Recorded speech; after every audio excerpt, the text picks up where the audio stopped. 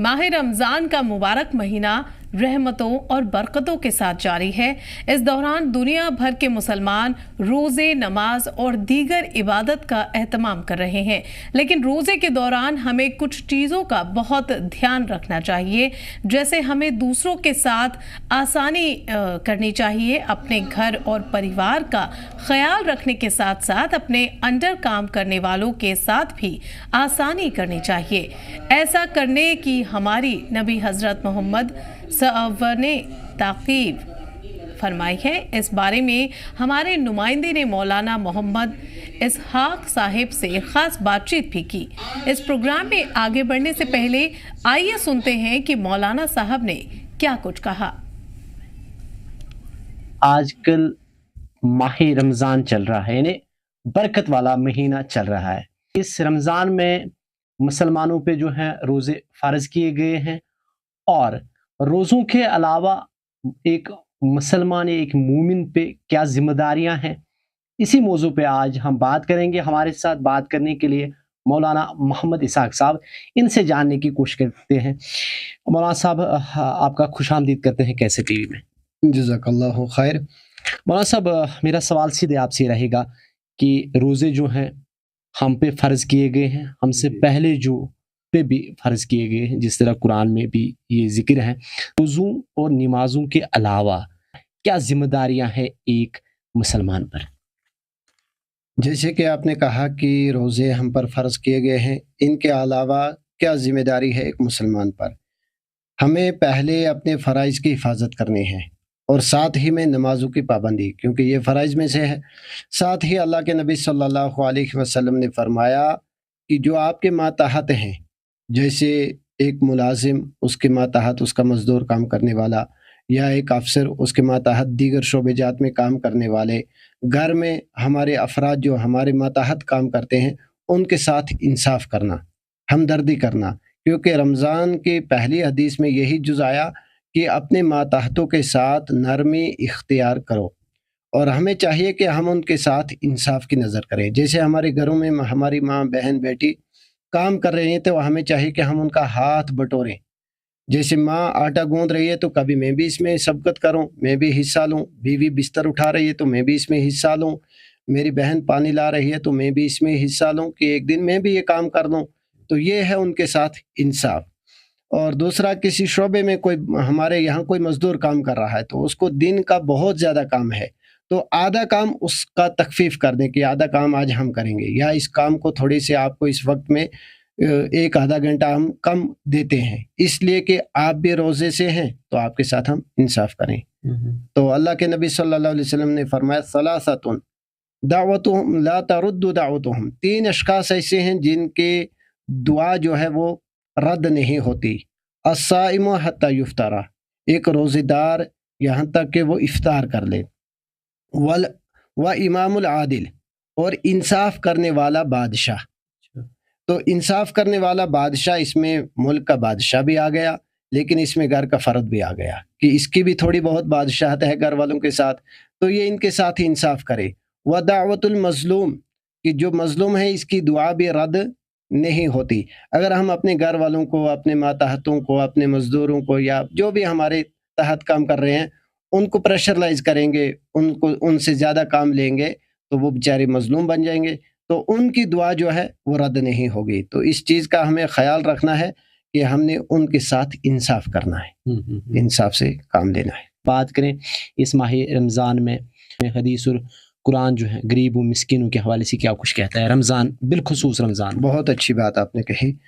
कि सबसे पहले जो ये रोज़े हम पर फ़र्ज़ किए गए हैं, इसमें यह है कि आप दिन भर कुछ खाएंगे नहीं,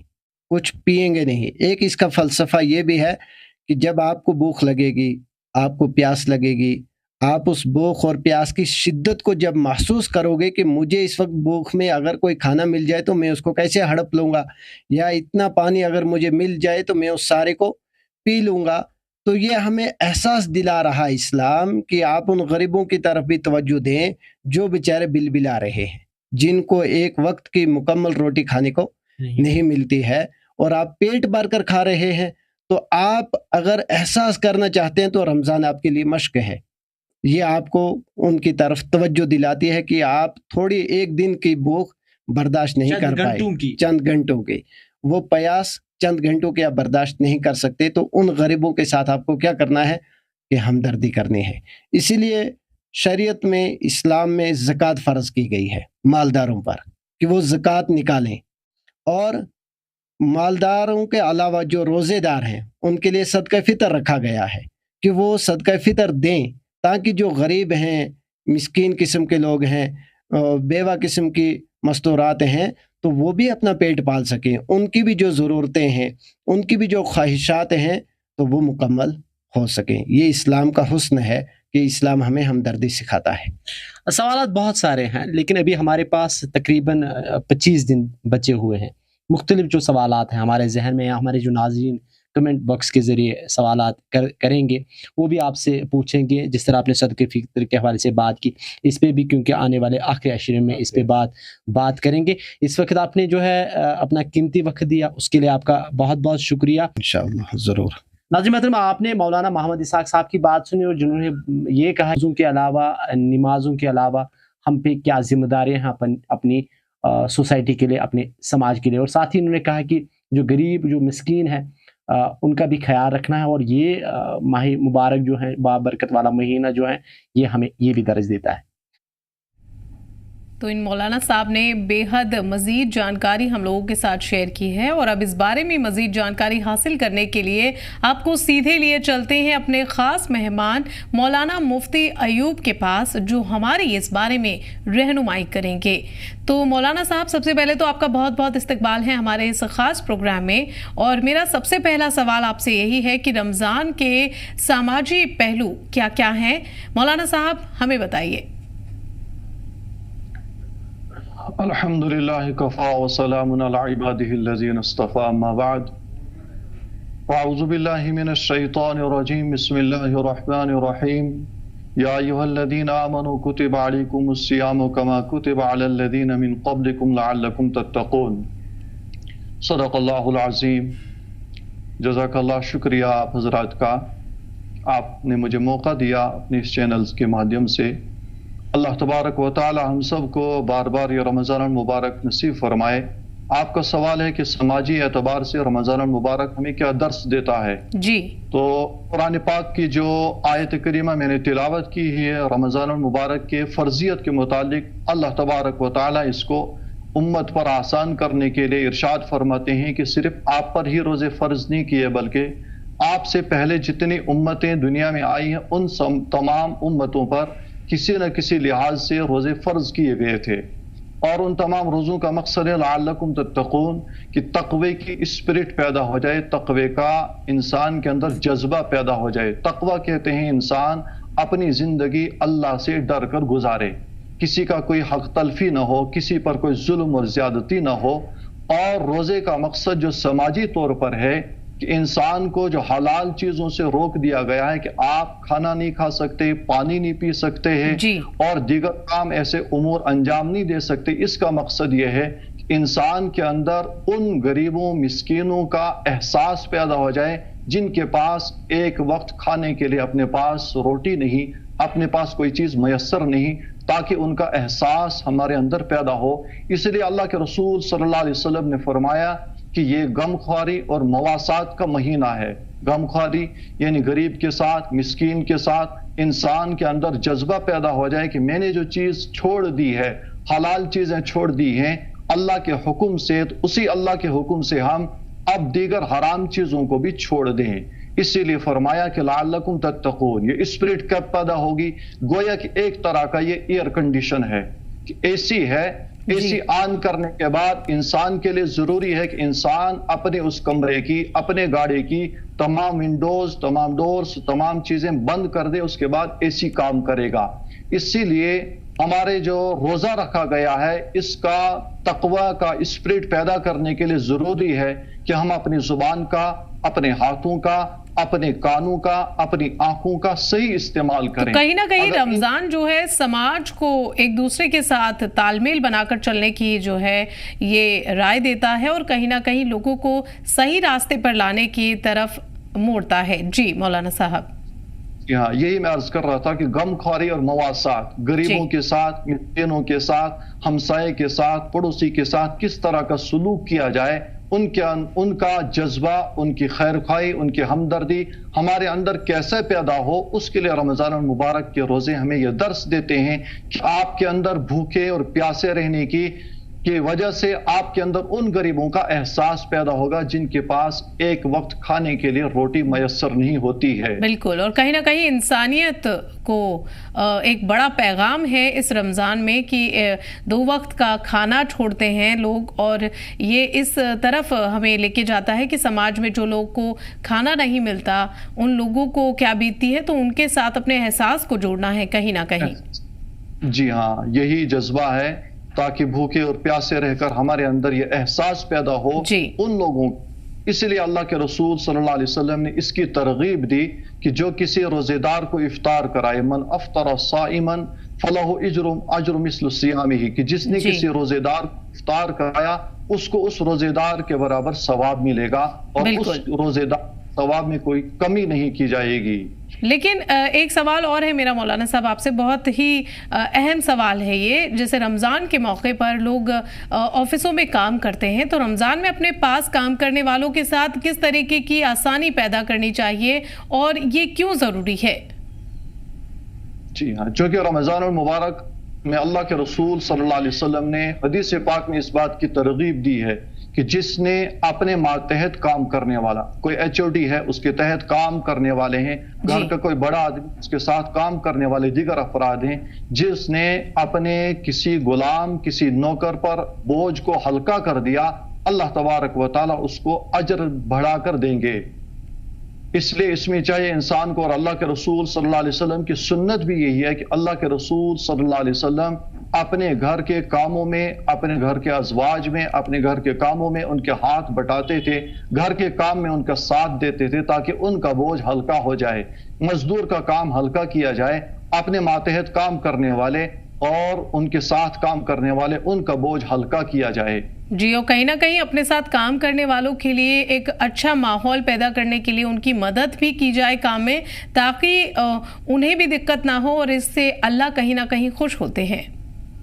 جی ہاں، اور اسی کی ترغیب اللہ کے رسول صلی اللہ علیہ وسلم نے دی ہے کہ خاص طور سے رمضان المبارک میں، اس طرح تو پورا انسانیت کی تعلیم یہی اور اسلام کی تعلیم یہی ہے کہ اپنے جانور پر بھی زیادہ بوجھ نہ ڈالا جائے، اس سے زیادہ کام نہ لیا جائے، اس کو صحیح وقت پر اس کو خوراک مرہم کی جائے۔ وہ تو رہا جانوروں کے ساتھ سلوک، اور اللہ کے رسول صلی اللہ علیہ وسلم نے جانوروں کے جب حقوق بیان کیے تو وہ انسانوں کے حقوق بیان کرنے میں پیچھے کہاں رہ سکتے تھے۔ اس لیے آپ صلی اللہ علیہ وسلم نے فرمایا اپنے ماتحت غلاموں، نوکروں اور اپنے ساتھ کام کرنے والوں کے ساتھ اچھا سلوک کیا جائے اور ان کے بوجھ کو ہلکا کیا جائے، خاص طور سے رمضان المبارک میں، چونکہ وہ بھی اللہ کے بندے ہیں اور انہوں نے بھی اللہ کے لیے روزہ رکھا ہوا ہے، بھوکے اور پیاسے ہیں، لہذا ان سے دعائیں حاصل کی جائیں۔ تو ایک دوسرے کو ساتھ لے کر چلنا ہی کہیں نہ کہیں رمضان ہے۔ یہ تو رہی مولانا صاحب ایک بات، لیکن ایک اور سوال ہے روزے داروں کے لیے، روزے داروں کو کن برائی، سماجی برائیوں سے بچنا ضروری ہے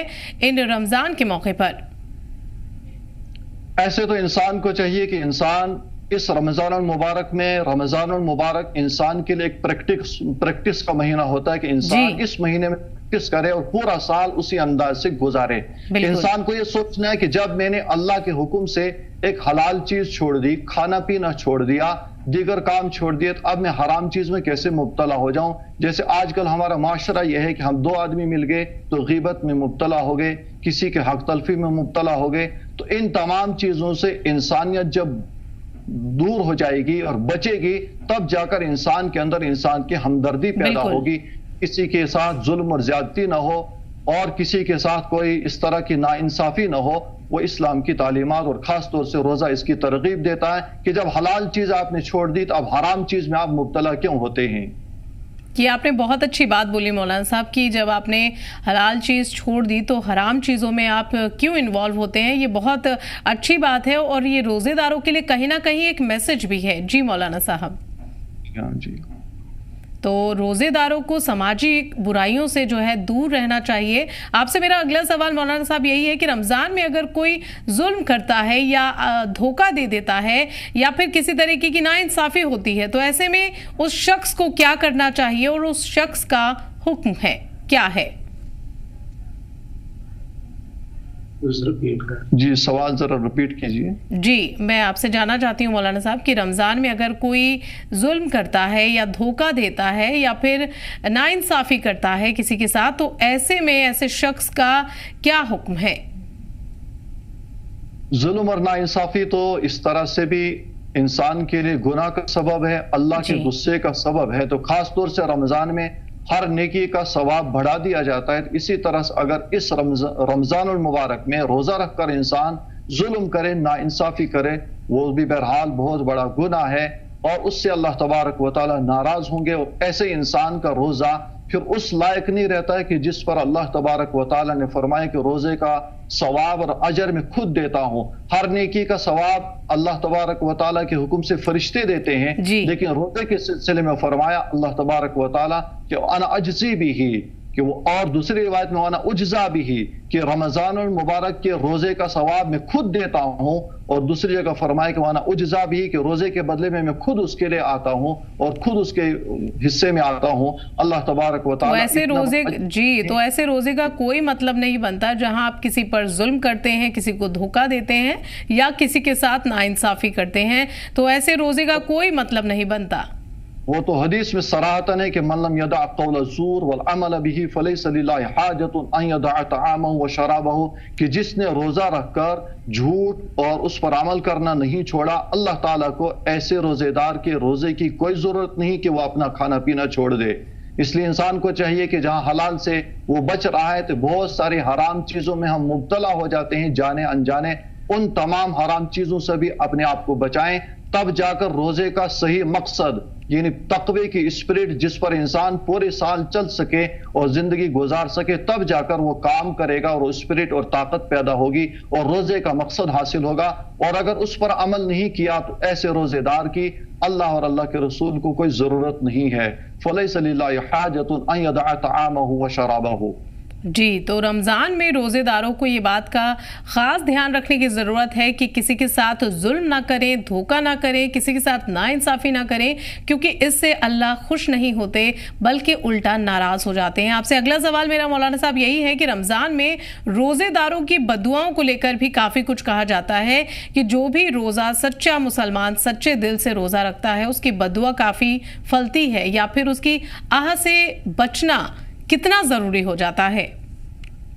جی وہ تو مطلقاً حدیث میں ہے کہ مظلوم کی بددعا سے بچا جائے۔ مظلوم کی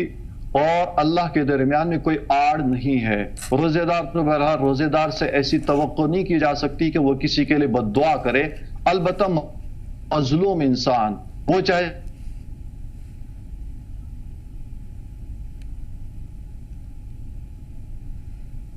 تو رمضان میں اپنے ساتھ کام کرنے والوں کے ساتھ بھی ہمیں آسانی پیدا کرنی چاہیے، ان کی مدد کرنی چاہیے۔ جی مولانا صاحب۔ جی ہاں،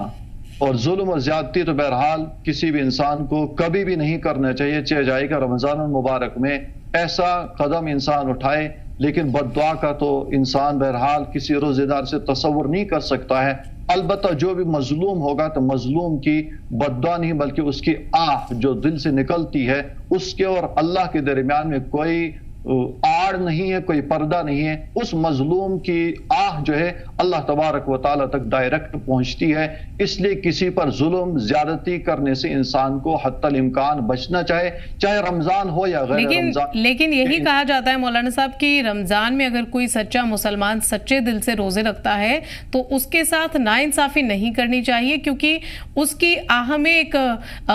اس کی آہ جو ہے وہ سیدھے اللہ تک جاتی ہے اور اس سے بچنا بے حد ضروری ہو جاتا ہے۔ جی ہاں بہرحال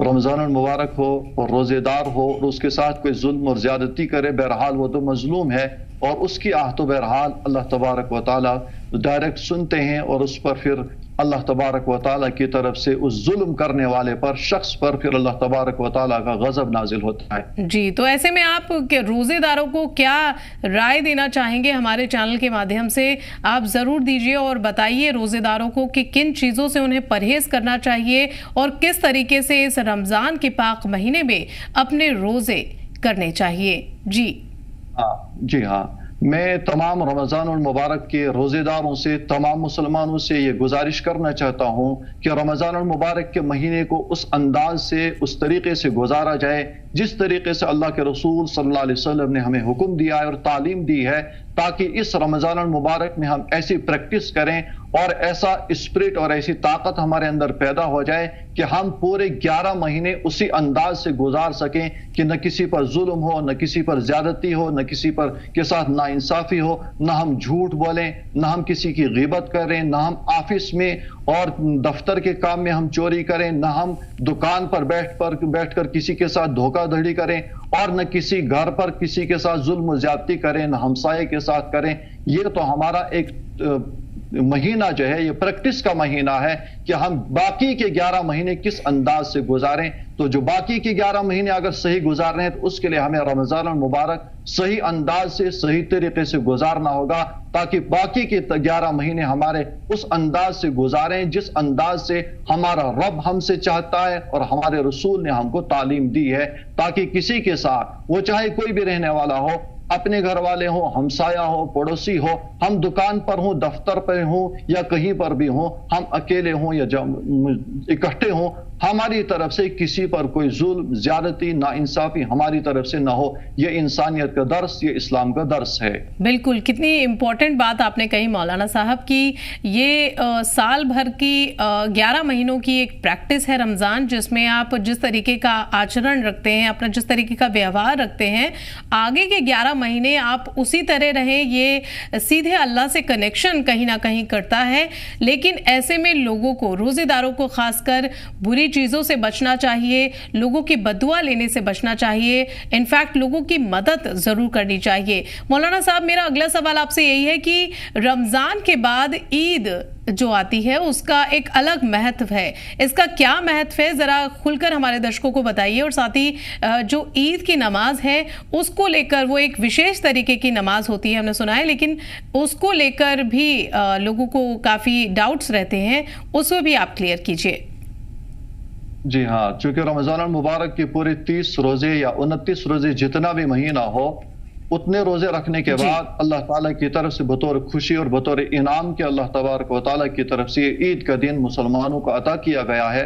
और रोजेदार पूरे रमज़ान मुबारक में जो रोजा रखते हैं तो हर रात अल्लाह तबारक व ताला की तरफ से जितने लोगों की मगफिरत होती है, उतने लोगों की आखिरी रमज़ान के आखिरी दिन में, जिस दिन दूसरे दिन ईद होती है, उस रात में अल्लाह तबारक व ताला रोजेदारों की और उम्मत की मगफिरत फरमाते हैं। दूसरे दिन फरिश्ते फिर ऐलान करते हैं कि आप लोगों ने रोजा रखा है, इसलिए आप लोग अब अल्लाह तबारक व ताला के दरबार की तरफ खुशियां मनाते हुए मगफिरत के साथ अल्लाह ताला। तो रोजेदारों को चाहिए कि रमज़ान के महीने में किसी भी बुरी चीज़ से बचें, बुराइयों से बचें और साथ ही लोगों की मदद भी करें। जी मौलाना साहब। तो जी, वो इनाम हासिल करने के लिए अल्लाह तबारक व ताला की तरफ से अल्लाह ताला ने हमें ये मौका मयस्सर फरमाया, उसके लिए 2 रकात नमाज बतौर शुक्राना अदा की जाती हैं कि अल्लाह का शुक्र है, अल्लाह ने हमको रोजे रखने की तौफीक अता फरमाई, रमज़ान की इबादत करने की तौफीक अंजाम दी और अल्लाह तबारक व ताला ने ये खुशी का मौका ईद की शक्ल अल्लाह ताला ने हमें मयस्सर फरमाया। उसके लिए 2 रकात नमाज बतौर वाजिब अल्लाह तबारक व ताला के दरबार में बतौर शुक्राना अदा की जाती है। तो बहुत बहुत शुक्रिया मौलाना मुफ्ती अयूब जी आपका हमारे साथ इस प्रोग्राम में शामिल होने के लिए और तमाम लोगों को रमज़ान से जुड़ी ये मज़ीद जानकारी देने के लिए बहुत बहुत शुक्रिया आपका। तो हम अपने दर्शकों से भी कहना चाहेंगे कि रमज़ान सिर्फ अल्लाह की इबादत नहीं बल्कि एक समाजी जिम्मेदारी भी है, जिसे हर रोज़ेदार को, हर सच्चे मुसलमान को फॉलो करना चाहिए, अमल करना चाहिए, लोगों की मदद करनी चाहिए, ज़रूरतमंदों की खासकर मदद करनी चाहिए چاہیے اور ہر طریقے کی سماجک برائی سے بچنا چاہیے۔ تو بہرحال اس پروگرام میں اتنا ہی۔ جموں کشمیر کی تازہ ترین خبروں کے لیے آپ بنے رہیے کیسر ٹی وی کے ساتھ۔ أيها الذين آمنوا كتب عليكم الصيام كما كتب على الذين من قبلكم لعلكم تتقون